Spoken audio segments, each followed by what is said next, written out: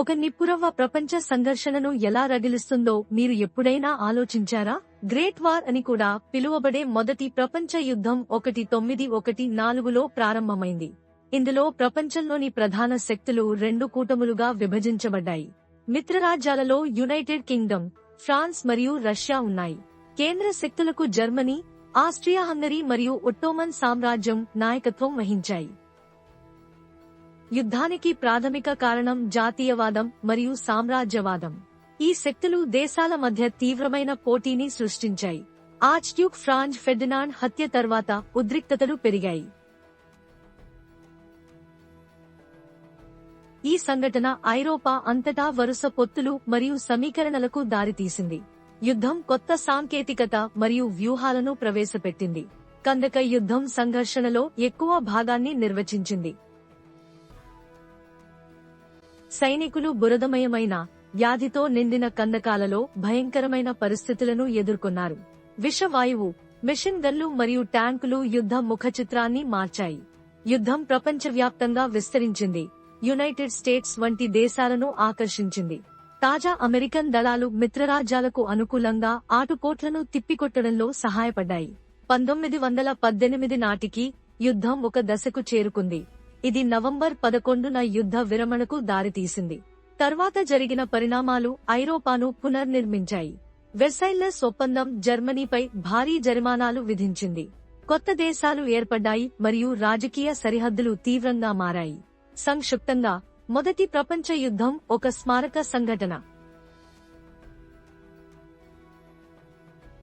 ఇది రాజకీయ దృశ్యాలను మార్చివేసింది మరియు భవిష్యత్ సంఘర్షణలకు వేదికగా నిలిచింది.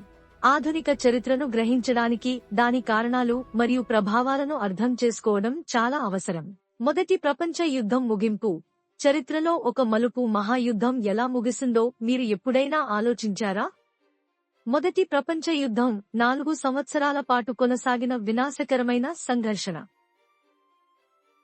దాని ముగింపును అర్థం చేసుకోవడం, దాని శాశ్వత ప్రభావాన్ని అర్థం చేసుకోవడానికి మనకు సహాయపడుతుంది.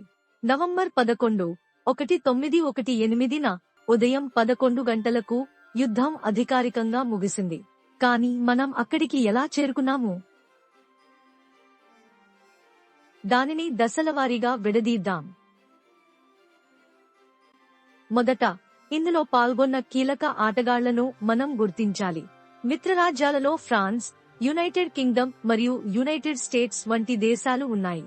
మరోవైపు కేంద్ర శక్తులు, ముఖ్యంగా జర్మనీ, ఆస్ట్రియా హంగరీ మరియు ఒట్టోమన్ సామ్రాజ్యం ఉన్నాయి. యుద్ధం కొనసాగుతుండగా రెండు వైపులా అపారమైన సవాళ్లను ఎదుర్కొన్నాయి. మిత్రరాజ్యాలు పైచేయి సాధించడం ప్రారంభించాయి. 1917లో కొత్తగా వచ్చిన అమెరికన్ దళాలు చేరడంతో ధైర్యం పెరిగింది. 1918 వేసవిలో మిత్రరాజ్యాలు గణనీయమైన దాడులను ప్రారంభించాయి. వీటిలో రెండవ మార్నే యుద్ధం కూడా ఉంది. వారు జర్మన్ దళాలను వెనక్కి నెట్టారు. ఇది భారీ తిరోగమనాలకు దారితీసింది. 1918 శరదృతువు నాటికి యుద్ధ అలసట మరియు ఆకలి వంటి అంశాలు జర్మనీని పీడించాయి. జర్మన్ హైకమాండ్ ఓటమి ఆసన్నమైందని గుర్తించింది. అక్టోబర్ 4, 1918న వారు యుద్ధ విరమణను అభ్యర్థించారు. చర్చలు ప్రారంభమయ్యాయి. నిబంధనలు కఠినంగా ఉన్నాయి మరియు జర్మనీకి వేరే మార్గం లేదు. చివరకు నవంబర్ 11, 1918న కాల్పుల విరమణ అమలులోకి వచ్చింది. యుద్ధం ముగిసింది. ఈ అంతిమ ఘట్టం 4 సంవత్సరాల గందరగోళానికి ముగింపు పలికింది. 16 మిలియన్ల మంది ప్రాణనష్టంతో ఇది దేశాలను శాశ్వతంగా మార్చివేసింది. ఆ తర్వాత వెర్సైల్లెస్ ఒప్పందం ప్రపంచ రాజకీయాలను పునర్నిర్మించింది.